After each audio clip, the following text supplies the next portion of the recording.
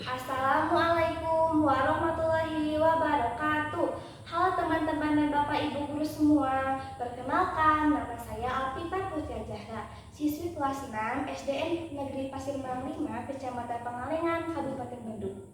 Hari ini saya mau bercerita tentang sesuatu yang sering kita pakai setiap hari, yaitu gadget dan teknologi.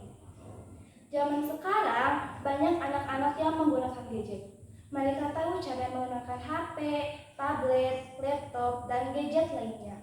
Kita juga bisa melakukan hal yang seru seperti mengedit foto, mengedit video, bermain game, mengirim pesan kepada orang lain, menonton video, dan hal-hal seru lainnya.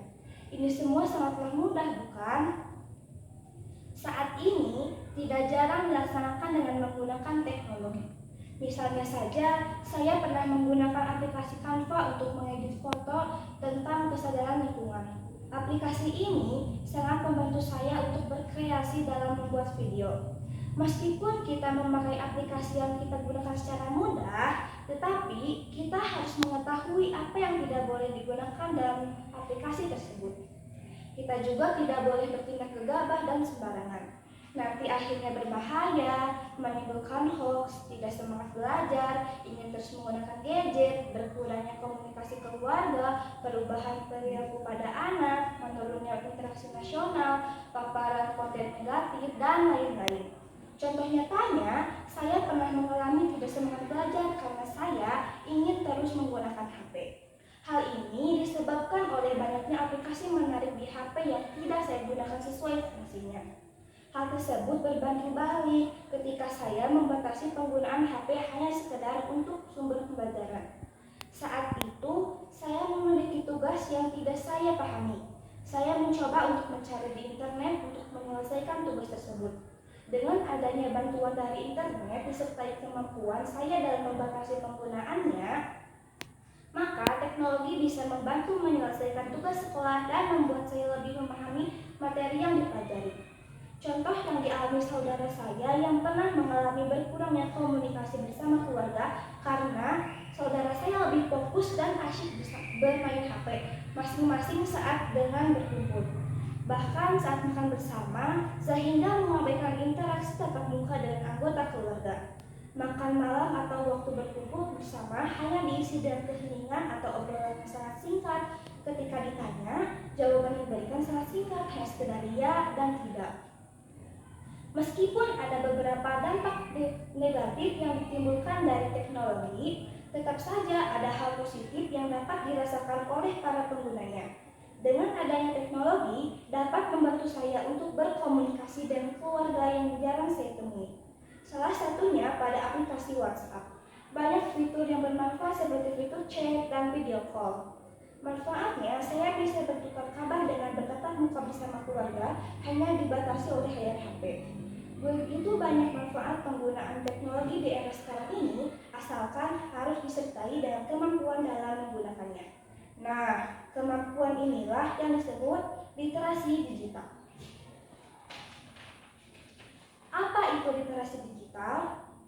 Literasi digital adalah pengetahuan dan kecakapan seseorang dalam menggunakan media digital, alat-alat komunikasi, atau jaringan internet secara aman, bijak, cerdas, kritis, dan bertanggung jawab.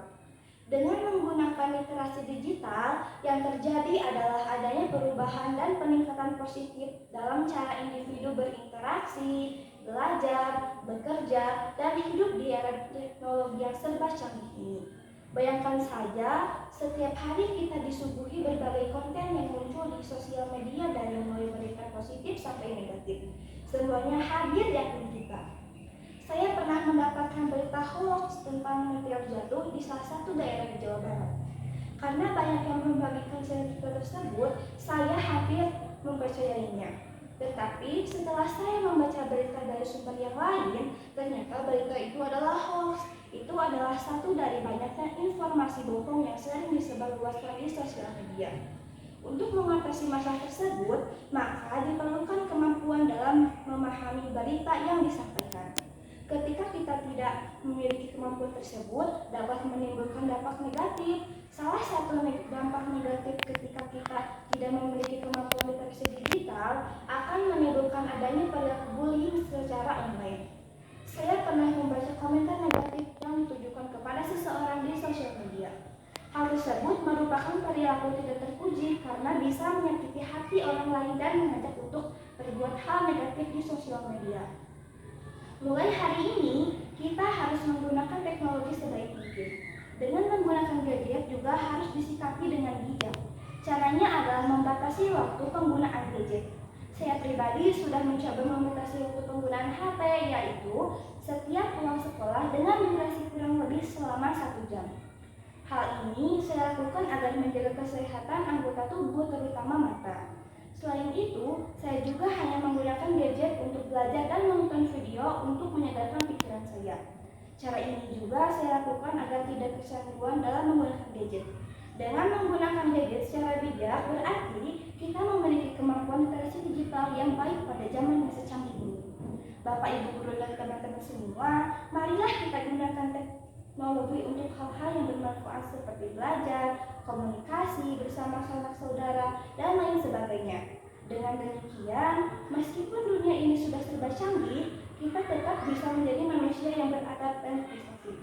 Cukup sekian dari saya. Terima kasih. Wassalamualaikum warahmatullahi wabarakatuh.